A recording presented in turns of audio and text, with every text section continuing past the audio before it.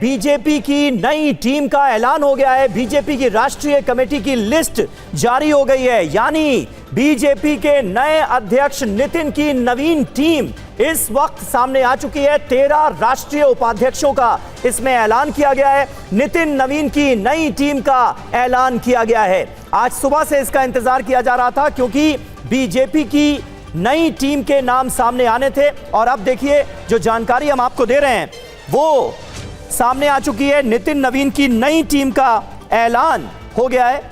13 राष्ट्रीय उपाध्यक्ष बनाए गए हैं और वो लिस्ट हम आपको इस वक्त दिखा भी रहे हैं।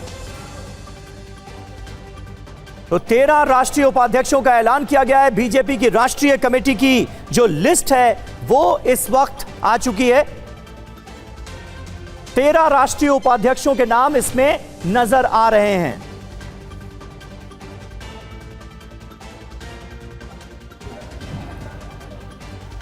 आनंद प्रकाश पांडे हमारे संवाददाता इस वक्त हमारे साथ मौजूद हैं। 13 राष्ट्रीय उपाध्यक्षों की एक लिस्ट, एक फहरिस्त हम इस वक्त अपने दर्शकों को दिखा रहे हैं। आनंद, इस नई टीम में क्या खास बात नजर आ रही है? कौन कौन से नाम इसमें शामिल हैं, जरा बताएं। देखिए, हम उपाध्यक्षों की बात करें तो इसमें वसुंधरा राजे सिंधिया को उपाध्यक्ष रिपीट किया गया है। एक नया नाम जो है वो राम माधव को जोड़ा गया है उपाध्यक्ष के तौर पे। तीरथ सिंह रावत नया नाम है। गजेंद्र पांडा जो है वो पुराने नाम है। डी पुरंदेश्वरी पहले से है। रेखा वर्मा पहले से है। और मैं आपको बता दूं, भारती प्रवीण पवार एक नया नाम है। मनप्रीत सिंह बादल बतौर उपाध्यक्ष एक नया नाम है। और इसके साथ साथ तारिक मंसूर जो कि एक मुस्लिम है, ये पहले से ही उपाध्यक्ष है, ये भी पुराना नाम है। और इसके साथ साथ मैं बताऊं कि डी एस संतोष जो संगठन महामंत्री है वो बरकरार है। इसके अलावा सह संगठन मंत्री पहले एक शिवप्रकाश हुआ करते थे, उनके साथ सौदान सिंह को भी जोड़ दिया गया है। और राष्ट्रीय महामंत्री जो कि महासचिव आप कहिए, इसमें विनोद तावड़े रिपीट किए गए हैं। सुनील बंस रिपीट किए गए हैं। विप्लव देव नया नाम है। स्मृति ईरानी नया नाम है। सतीश पूनिया नया नाम है। गजेंद्र पटेल नया नाम है। हरीश द्विवेदी जो कि सचिव थे, उनको भी सचिव से प्रमोट करके महासचिव बनाया गया है।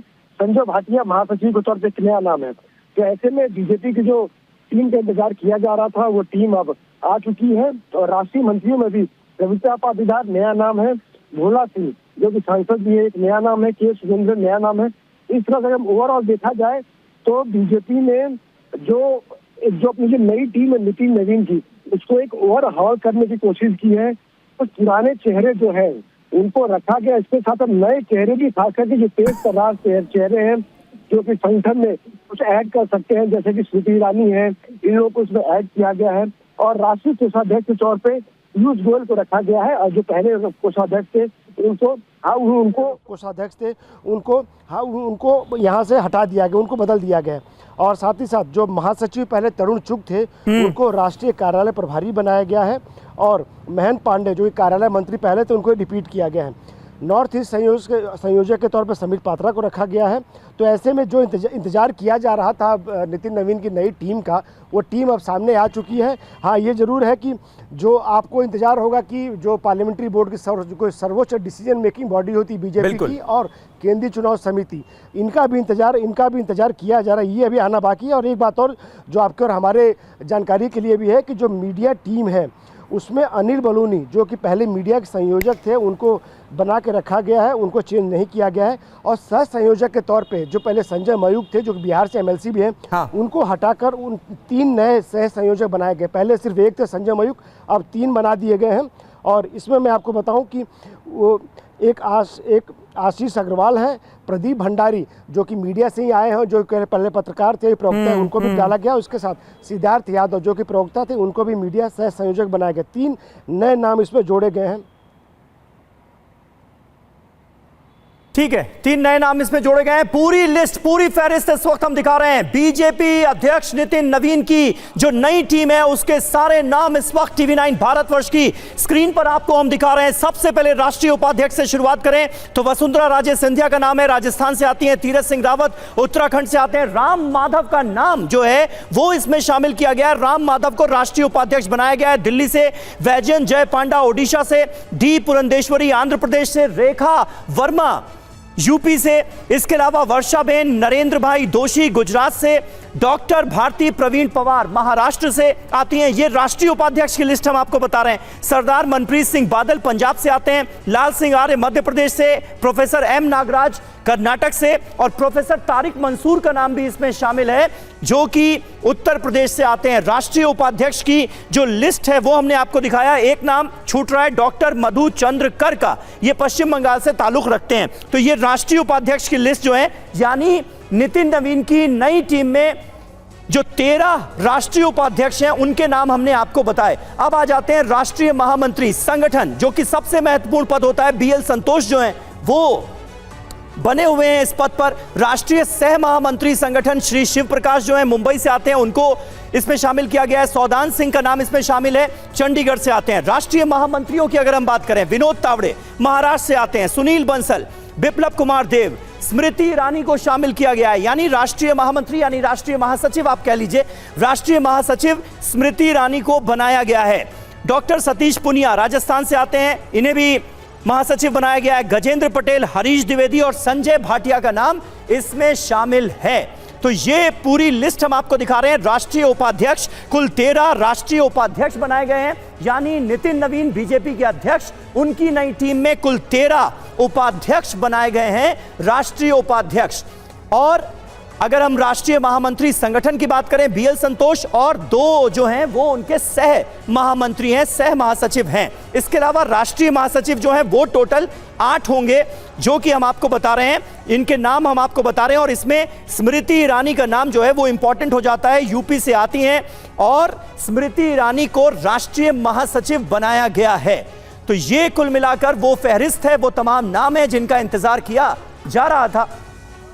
और 13 राष्ट्रीय उपाध्यक्ष, 7 महामंत्री बनाए गए। राम माधव को राष्ट्रीय उपाध्यक्ष बनाया गया है, स्मृति ईरानी को राष्ट्रीय महासचिव बनाया गया है।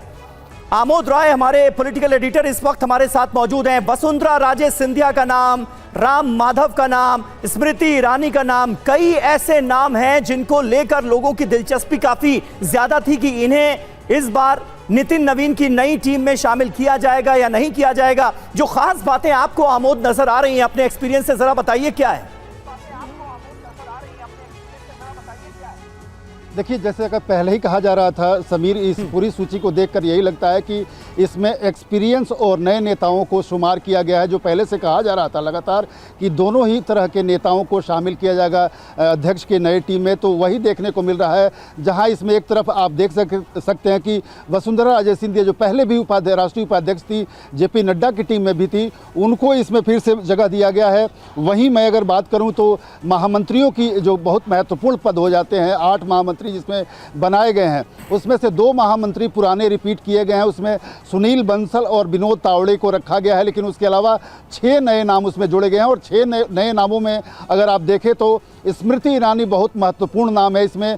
दूसरा विप्लव देव एक बहुत महत्वपूर्ण नाम हो जाता है, क्योंकि विप्लव देव मुख्यमंत्री रहे हुए हैं त्रिपुरा के, स्मृति ईरानी केंद्रीय मंत्री रही हुई हैं, और ये लोग अपने अपने क्षेत्र में काफ़ी पकड़ रखते हैं और दबदबा रखते हैं अपने अपने कामों में। तो इसलिए इस तरह के नेताओं का आना इसमें बहुत महत्वपूर्ण हो जाता है।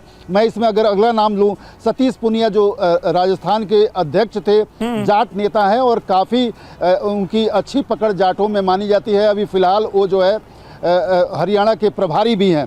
इसके अलावा अगला नाम मैं आपको लूँ, गजेंद्र पटेल। गजेंद्र पटेल मध्य प्रदेश के एक महत्वपूर्ण नेता हैं और इनको भी इस सूची में जगह मिलना लगभग तय था, पहले से बताया जा रहा था। हरीश द्विवेदी जो एक नए नेता हैं, जो पहले की टीम में सचिव थे, जो फिलहाल प्रभारी हैं, सह प्रभारी हैं असम के, उनको भी इसमें जगह दिया गया है। हरीश द्विवेदी को संगठन में काफ़ी काम लिया जाता रहा है। दिल्ली में अभी टीम के बनाने के लिए उनको आगे किया गया था, उसके बाद अभी राजस्थान में जो स्थानीय निकाय चुनाव होने जा रहा है उसका भी अधिकारी उनको बनाया गया है। और आखिरी नाम इसमें संजय भाटिया। संजय भाटिया एक हरियाणा के जाने माने नाम है और संजय भाटिया अभी वहाँ के प्रदेश अध्यक्ष बनने की रेस में सबसे आगे थे, लेकिन उनको वहाँ जब जिम्मेवारी नहीं मिली तो उसके बाद उनको बंगाल में तकरीबन 2-2.5 महीना लगाया गया था और वहाँ पर वो काम कर रहे थे। आज संजय भाटिया को राष्ट्रीय महामंत्री बनाया गया। तो ये काफ़ी एक्सपीरियंस और मजबूत टीम दिख रही है प्राथमिक दृष्टया में, अगर महामंत्रियों की सूची की बात करें तो। लेकिन इसमें कुछ चौंकाने वाले नाम भी मैं आपको बताना आमोद चाहूंगा। हमारे साथ हमारे सहयोगी आनंद प्रकाश पांडे भी आपको टीवी स्क्रीन पर नजर आ रहे होंगे। वो भी अपने मोबाइल में पूरी लिस्ट जो है वो खंगाल रहे हैं ताकि जो अहम बातें हैं वो टीवी 9 भारतवर्ष के दर्शकों के सामने रखी जा सके। और स्क्रीन पर अब आपको अरविंद मोहन जी भी वरिष्ठ पत्रकार नजर आ रहे हैं। अरविंद मोहन जी, किस तरह से देख रहे हैं नितिन नवीन की जिस नई टीम का इंतजार हो रहा था आज सुबह से भी कि कभी भी ये फहरिस्त सामने आ सकती है, अब वो लिस्ट हमारे सामने है। जिन नामों पर सबसे ज्यादा चर्चा हो रही है उसमें स्मृति ईरानी का नाम आप शामिल कर सकते हैं। वसुंधरा राजे सिंधिया को उपाध्यक्ष बनाया गया है और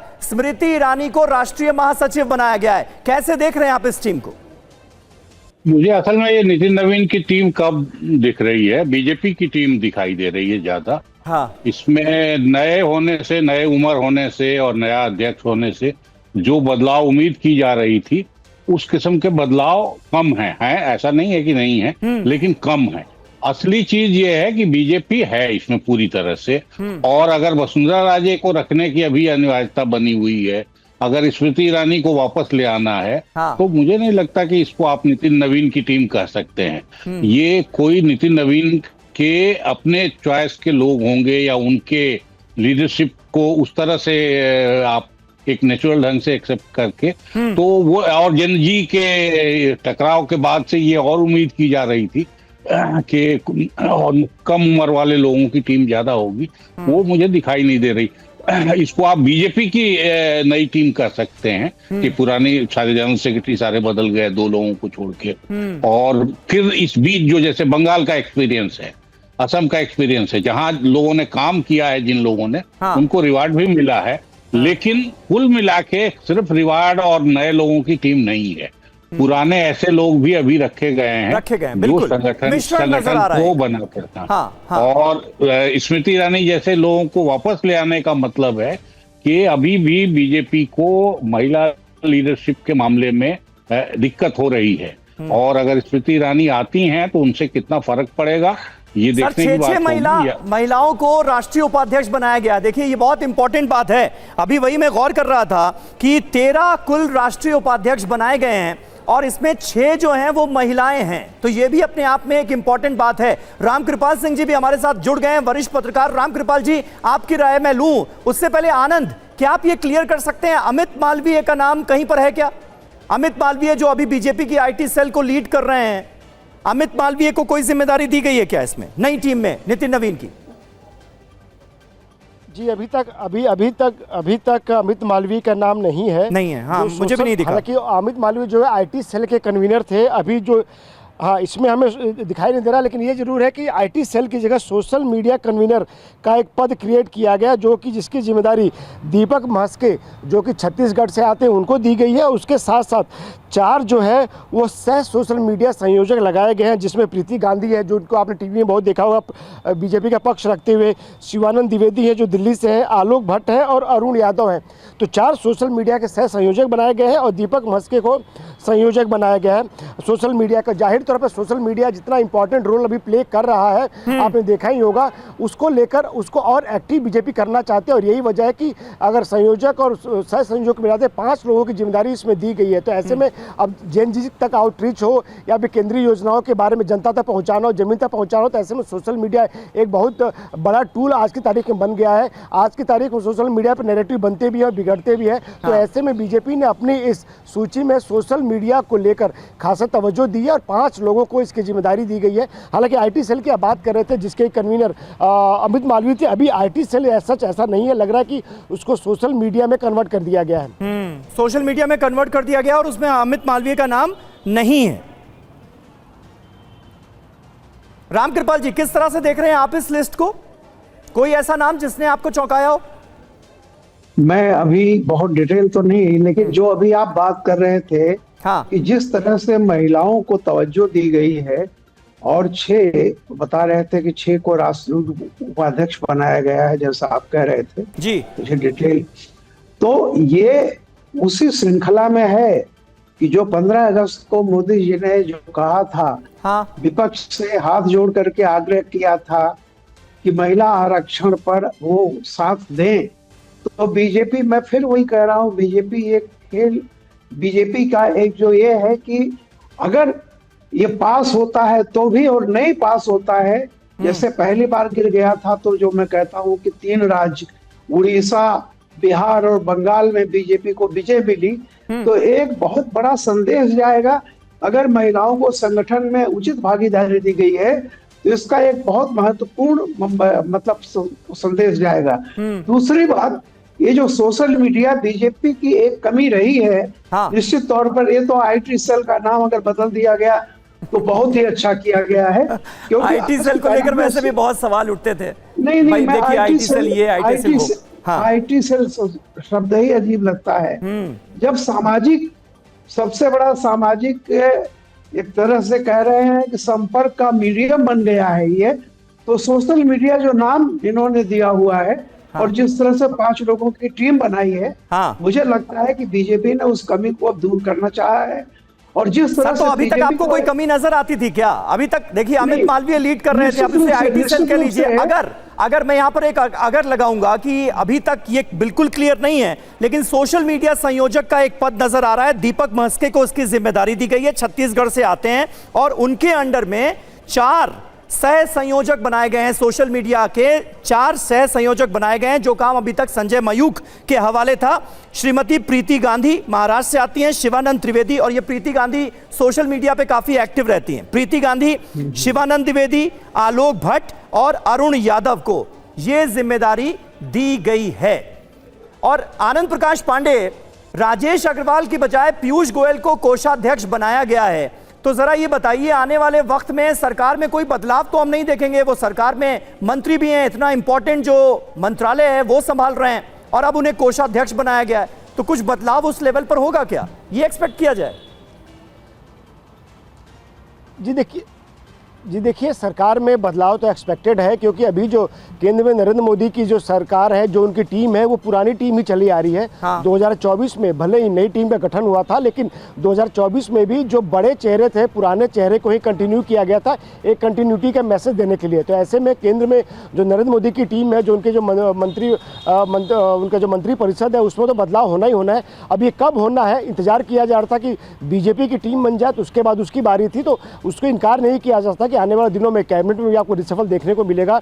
और रही बात पीयूष गोयल की, तो पीयूष गोयल जो है, कभी इतना इंपॉर्टेंट कॉमर्स मिनिस्ट्री देख रहे हैं, उनको वो पहले भी ट्रेजरर रह चुके हैं, उनके पिताजी भी बीजेपी के ट्रेजरर रह चुके हैं। तो ऐसा कोई जरूरी नहीं है कि आपको ट्रेजरर की आपको जिम्मेदारी दी गई है तो आपको मंत्री पद छोड़ना पड़ेगा। लेकिन खैर ये प्रधानमंत्री नरेंद्र मोदी का फैसला होगा। लेकिन केंद्रीय कैबिनेट में, केंद्रीय मंत्रिमंडल में अभी कई पद खाली हैं। आपने अभी देखा होगा कि रवनीत सिंह बिट्टू को उनका जो टर्म खत्म हो गया तो उनको हटाया गया, और उन्होंने, उनका चूंकि राज्यसभा टर्म खत्म हो गई थी।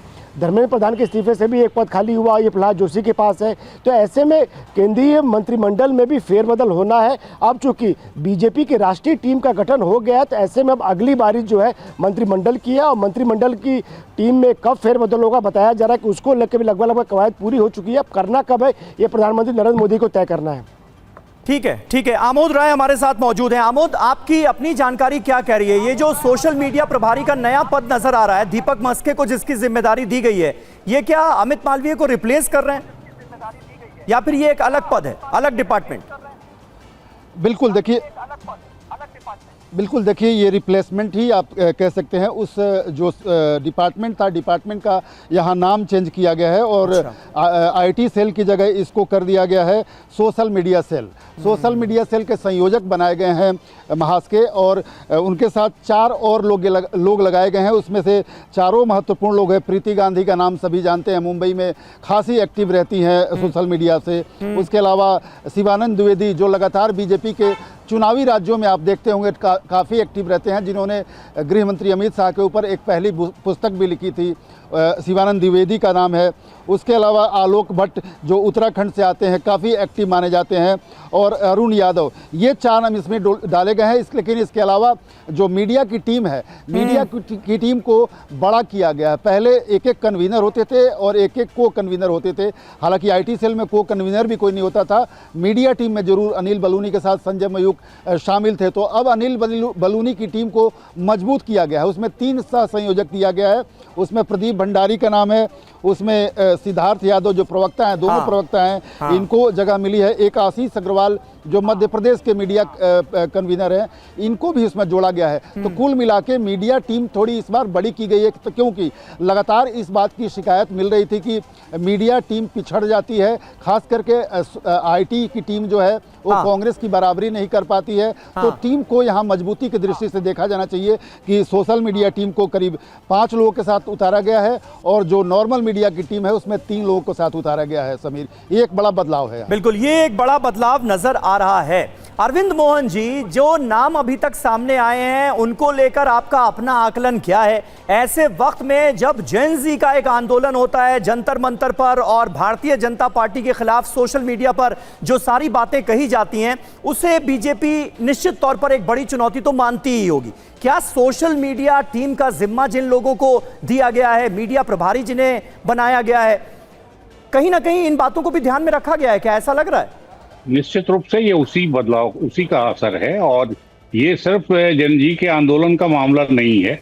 उसके पहले से बीजेपी में ये बेचैनी आने लगी थी कि हमारी जो पुरानी सोशल मीडिया की टीम है वो थक हार गई है या उसके तरीके उल्टा पड़ रहे हैं। मैं तो कहूंगा कि अमित मालवीय का जो भी तरीका था वो बीजेपी को नुकसान पहुंचाने लगा था, उनके लीडर्स को नुकसान, क्योंकि वो शायद कुछ ज्यादा क्रूड था मामला कि वो जब भी कुछ ऐसा बोलते थे तो वो ऐसी कंट्रोवर्सी लेके आते थे जो फायदा करने की जगह नुकसान करने लगी थी।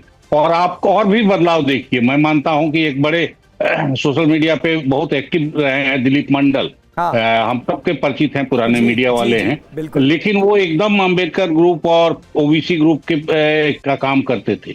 उनको हायर बीजेपी सरकार ने कर लिया, अचानक सरकार का एक पोस्ट दे के उनको ले आया गया। तो वो उसी कमजोरी को दूर करने का एक प्रयास था। और मुझे लग रहा है कि अब नई टीम बना के और अमित मालवीय को किनारे करके बीजेपी ने ये कोशिश की है कि इस मोर्चे पे वो, और अगर आप शुरू से देखेंगे 14 वाला फेज देखेंगे तो आप देखेंगे कि सोशल मीडिया क्या है और उस पे प्रधानमंत्री की लीड कितनी ज्यादा थी बीजेपी की। आप फॉलोअर्स से लेके कोई भी अगर पैरामीटर उठाएंगे तो आप देखेंगे कि बीजेपी की लीड बहुत मैसिव थी। और फिर अगर वो बीजेपी अपने को पिछड़ना मानने लगे और विरोधी पार्टियों के का जवाब न दे पाए तो फिर बदलाव जरूरी था और वही बदलाव हुआ दिखता है। पार्टी के लेवल पे, जैसा मैंने पहले कहा कि पार्टी के लेवल पे मुझे वो दिखाई नहीं दे रहा है। पीयूष गोयल बहुत ही रिलायबल आदमी हैं और पार्टी के लिए भी और सरकार के लिए भी, और पहले भी दोनों पदों पर रहे हैं। लेकिन वही सीनियर लोग आए हैं। मिनिस्ट्री से जो छटनी की चर्चा बार बार चल रही है 2 वैकेंसी की, मुझे ये उम्मीद थी कि कुछ लोगों को संगठन के, जैसे कामराज योजना थी कांग्रेस की, कुछ उस किस्म की योजना के तहत सरकार में बैठे लोगों में से कुछ को संगठन के जिम्मे ले आया जाएगा और सरकार में भी नए लोगों की भर्ती होगी। संगठन में अभी उस किस्म का बदलाव कोई एकमात्र पीयूष गोयल ऐसे हैं जो मंत्री होने के बाद फिर कोषाध्यक्ष का जिम्मा जिनको दिया गया, बाकी वो बदलाव नहीं दिख रहा है, बल्कि वही जो मैंने पहले कहा कि सीनियर लोग उसमें मतलब आपको बहुत ज्यादा कोई नया बदलाव नजर नहीं आ रहा है, संगठन में दिखाई नहीं दे रहा है। रामकृपाल जी, किस तरह से आप देखते हैं, अरविंद जी जिन बातों का जिक्र कर रहे हैं उसमें आपको कितना दम नजर आता है? नितिन नवीन एक युवा चेहरा जिसे बीजेपी ने अध्यक्ष जैसे पद की बड़ी जिम्मेदारी से नवाजा, क्या उसकी टीम में कुछ ज्यादा एक्सपेक्ट किया जा रहा था कि युवाओं को और मौका मिलेगा, जो नए चेहरे हैं वो और ज्यादा उनका प्रभुत्व नजर आएगा, वो और ज्यादा दिखाई देंगे? ऐसा नहीं दिख रहा है क्या आपको इस टीम में? देखिए, जैसी कभी बात हो रही थी कि एक शुरू से देखिए, बात सिर्फ जंतर मंतर के आंदोलन की नहीं है, जेपीसी का जो कॉकरोच पार्टी का, आप शुरू से देखिए एक चीज रही है कि सरकार जो है मोदी के नेतृत्व में सरकार हमेशा एक्टिव रही और विपक्ष भी एक्टिव रहा। लेकिन जो बीजेपी का मीडिया सेल, मैं मीडिया सेल की बात नहीं कर रहा हूं, मैं आईटी सेल की बात कर रहा हूं, उससे यह लगता था कि बीजेपी का जो आईटी सेल है वो रिएक्टिव है, विपक्ष एक्टिव है। यानी जब कोई बात हो जाए, कोई आरोप या कोई ऐसी बात आ जाए तो आप उस पर रिएक्शन दे रहे हैं, जबकि होना यह चाहिए कि जो सरकार एक्टिव ढंग से काम कर रही है उसको आप लगातार आम आदमी तक पहुंचाइए। उसी तरह आप मीडिया सेल भी एक्टिव होना चाहिए। बल्कि मैं तो आपको कह रहा हूं कि आईटी सेल को या और मीडिया सेल को ज्यादा प्रोएक्टिव होना चाहिए कि अगर मोदी जी कोई मतलब सरकार कोई एक अच्छा काम कर रही है, हाँ। तो उसको जरूरत ही ना पड़े कि जाकर के टेलीविजन पर केवल डिफेंड करना पड़े या स्पोक्स पर्सन के माध्यम से वो चीज कही जाए। और उसके लिए इंतजार मत कीजिए कि जब सरकार की बुराई शुरू हो तब आप रिएक्ट करें। यानी आप तो जो नई सोशल मीडिया टीम है उससे आप ये एक्सपेक्ट कर रहे हैं कि अब वो एक ऑफेंसिव अप्रोच नजर आएगी उनके कामकाज में, एक ऑफेंसिव ज्यादा। मैं ऑफेंसिव शब्द नहीं इस्तेमाल, मेरा ये कहना है कि एक्टिव रहिए, हाँ। रिएक्टिव मत बनिए कि कोई उस इशू को उठाए। हाँ। मैं आपको केवल एक बात कह रहा हूं, बीजेपी ने 14-12 सालों में महिला उत्थान का जितना काम किया है, आप किसी गांव में चले जाइए, मकान महिलाओं के नाम पर, सिलेंडर महिलाओं के नाम पर, इज्जत घर महिलाओं के नाम पर। लेकिन बीजेपी को जो करना चाहिए, बीजेपी के आईटी सेल को जो करना चाहिए लगातार, कि कितना बदलाव हुआ है जमीन से, वो भी ऐसा लगता है कि शहरी टिप्पणी शहर में बैठ करके ये वीडियो आ गया तो उसका खंडन करो, उसका मंडन करो, ये नहीं होना चाहिए। आपने जो 12 साल की प्रगति की है उसको लगातार, ये नहीं कि इलेक्शन आएगा तब हम इसको बांचेंगे, जो भी काम हो रहा है जमीनी लेवल पर, ठीक बात है, ठीक बात वो है। उसको लेकिन उपाध्यक्षों वाली लिस्ट देखी आपने रामकृपाल जी, ये उपाध्यक्षों वाली लिस्ट आपने देखी, राम माधव का नाम भी उसमें। राम माधव इतने टाइम से, इतने लंबे अरसे से उन्हें कहा जा रहा था कि बड़ा साइडलाइन चल रहे हैं, और राम माधव को एक बार फिर मौका दिया गया, उन पर भरोसा किया गया, उपाध्यक्षों की लिस्ट में उनका नाम शामिल है। इसे कैसे देखते हैं? नहीं, बहुत ही बढ़िया। राम माधव एक संतुलित रहे हैं शुरू से, संघ में उनका एक ट्रेनिंग रही है, तो उनको भी पता है कि अगर रिएक्ट करना है तो किस भाषा में, किस लेवल तक, कहां तक। और एक बात मैं कहूं, जो मीडिया सेल में अनिल बलूनी जी के साथ जो लोग जोड़े गए हैं, सिद्धार्थ, बिल्कुल ये सब यंग ब्लड हैं, और बहुत अच्छी तरह से चीजों को रखते हैं। मैं कह रहा हूं कि उसको भी मजबूत करना चाहिए, और ये सोशल मीडिया को भी और मीडिया सेल को भी। मुझे लगता है कि दोनों को मजबूत किया गया है, और दोनों में एक होना चाहिए कि डोंट। बिल्कुल आपने सही कहा। सिद्धार्थ यादव रामकृपाल जी मेरे साथ बहुत सारी डिबेट्स में रहे हैं, और सिद्धार्थ यादव जिस सटीक तरीके से अपनी बातों को रखते हैं, समझाने में कामयाब होते हैं, वो अपने आप में बहुत महत्वपूर्ण है। बिना आप शब्दों का इस्तेमाल किए हुए, बिना नाराजगी, बिना गुस्से के बहुत अच्छे से अपनी बातों को रखते हैं, ये तो मैं भी कहूंगा। आमोद, जरा बताइए और क्या नई जानकारियां मिल रही हैं? और राष्ट्रीय महासचिव बनाया गया है स्मृति ईरानी को, कोई रिएक्शन उनकी तरफ से आया है क्या अब तक? देखिए, अभी तो रिएक्शन नहीं आया है किसी का, अभी रिएक्शन धीरे धीरे आएगा। लेकिन ये ज़रूर है कि स्मृति ईरानी एक तेज़ तरार पार्टी के नेता हैं, और उनका उपयोग काफ़ी समय से पार्टी को लगता था कि जिस ढंग से होना चाहिए था नहीं हो पा रहा था। हालांकि जहां भी चुनाव हो रहा था, जब से वो सरकार में नहीं है, पिछले 2 साल से वो उन स्टेट्स में जाकर उनकी पार्टी उनका उपयोग करती थी। बंगाल की बात करें, असम की बात करें, महिलाओं के बीच जाकर उनका प्रचार प्रसार करवाया जाता था। साथ ही उनका जो भी उपयोगिता बन सकता था उसको किया जाता था। समय समय पर पार्टी उनको महत्वपूर्ण मुद्दों पर मंच भी देती रही, लेकिन उनके पास कोई पद नहीं था। और ये जो पद है महासचिव का, ये बहुत महत्वपूर्ण, बीजेपी में सबसे महत्वपूर्ण पदों में से महासचिव का पद होता है। 8 महासचिव बनाए गए हैं, उसमें स्मृति ईरानी, सुनील बंसल, विनोद तावड़े और इस तरीके विप्लव देव सरीखे नेता रखेंगे। सारे एक्सपीरियंस लीडर को रखा गया। कुल मिलाकर अगर देखें तो नितिन नवीन जो खुद में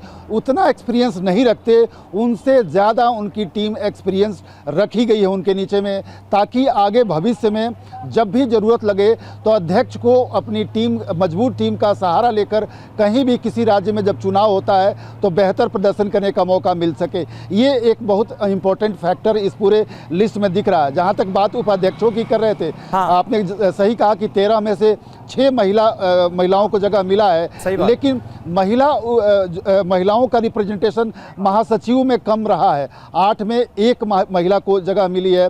और जो अभी हम लोग चर्चा कर रहे थे पीयूष गोयल को कोषाध्यक्ष बनाया गया। पहले काम उनके पिताजी ने भी ये काम किया, उसके बाद पीयूष गोयल भी अप्रत्यक्ष रूप से इस काम से जुड़े हुए थे। भले ही सरकार में मंत्री थे, राजेश अग्रवाल थे, लेकिन पीयूष गोयल कभी भी इस तरह से जुड़े हुए थे कि बहुत सारे लोग अभी भी पीयूष गोयल को ही कोषाध्यक्ष समझते थे। नाम यहाँ जोड़ दिया कि भाई पीयूष गोयल ही कोषाध्यक्ष है, इस तरह से जुड़े हुए थे।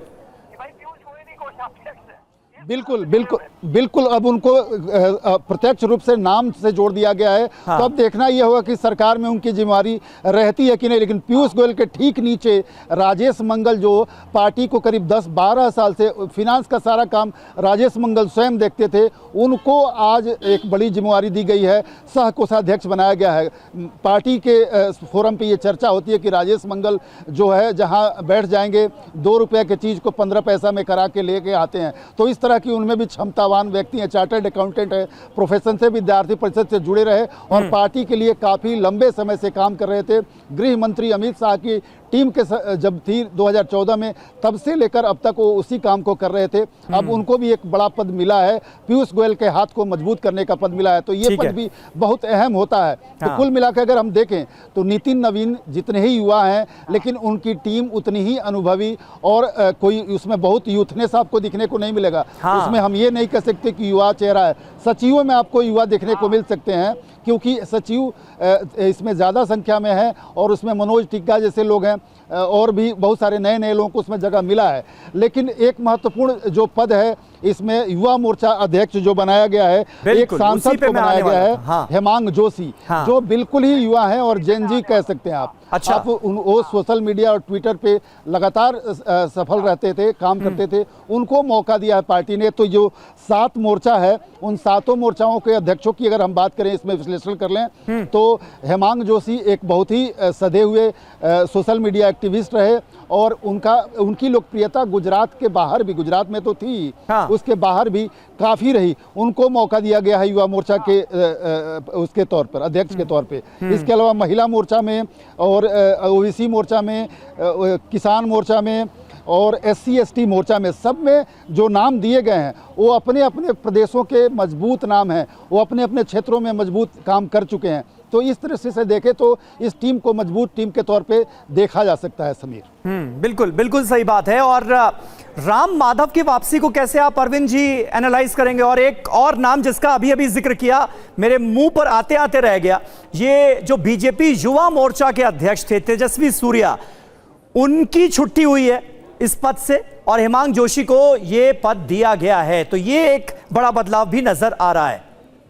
नहीं, इन दोनों को जोड़ के देखिए, अमित मालवीय, तेजस्वी सूर्या को। हाँ। मुझे लग रहा है कि पार्टी बहुत हार्ड लाइन लेने वाले लोगों को, बहुत एग्रेसिव चलने वालों को, हालांकि विप्लव को लेके आए हैं लोग, मेरे ख्याल से विप्लव की कोई बहुत ज्यादा काबिलियत नहीं है। त्रिपुरा में उनका शासन बहुत ही खराब रहा। हाँ। तो उनको क्यों ले आया गया है ये अलग बात है। लेकिन बाकी ये कोशिश पार्टी कर रही है कि बेमतलब विवादों को खड़ा करके और फिर चर्चा में आए, वो शायद काउंटर प्रोडक्टिव हो रहा है। तेजस्वी सूर्या लगातार आने के समय से, जबकि उनकी तेजी पढ़ाई लिखाई बोलचाल सब में वो काफी स्मार्ट और तेज माने जाते हैं, लेकिन अगर उनको पार्टी बैठाने का फैसला करती है तो मेरे ख्याल से पार्टी के नजरिए में बेसिक चेंज दिखाई दे रहा है। कि उनमें भी दिखाई दे रहा है, अमित मालवीय की टीम की विदाई में भी दिखाई दे रहा है, इतनी सारी महिलाओं को उपाध्यक्ष बनाने में भी दिखाई, मुझे तो वो बहुत पॉजिटिव चीज दिखाई दे रहा है कि इतनी सारी महिलाओं को उपाध्यक्ष पार्टी बना के ले आई है। हम सब लोग स्मृति ईरानी पर ज्यादा चर्चा कर रहे हैं। हाँ। और मुझे खुद भी बहुत ज्यादा इनमें से अधिकांश महिलाओं के कामकाज का पता नहीं है, लेकिन अगर नए नाम आते हैं तो उनसे ज्यादा गुंजाइश रहती है अच्छे काम की। पीटे राम माधव को ले आना जरूर एक रिलायबल है। विनोद तावड़े को बनाए रखना अपने आप में, विनोद तावड़े का काम मेरे ख्याल से काफी अच्छा रहा बिहार में, तो बहुत ही बढ़िया उन्होंने काम किया।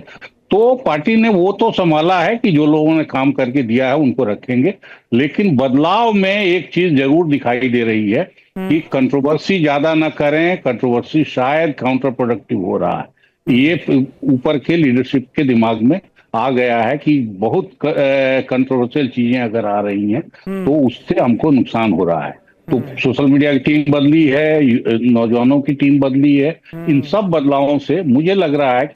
और फिर मैं आखिर में फिर ये कहूंगा कि ये नितिन नवीन की टोली नहीं है, ये बीजेपी की नई टीम है। ये नितिन नवीन की सीनियरिटी से अभी काफी सीनियर लोग ऊपर हैं और सब उनके कंट्रोल से चलेगा, ये अभी नहीं मानना चाहिए।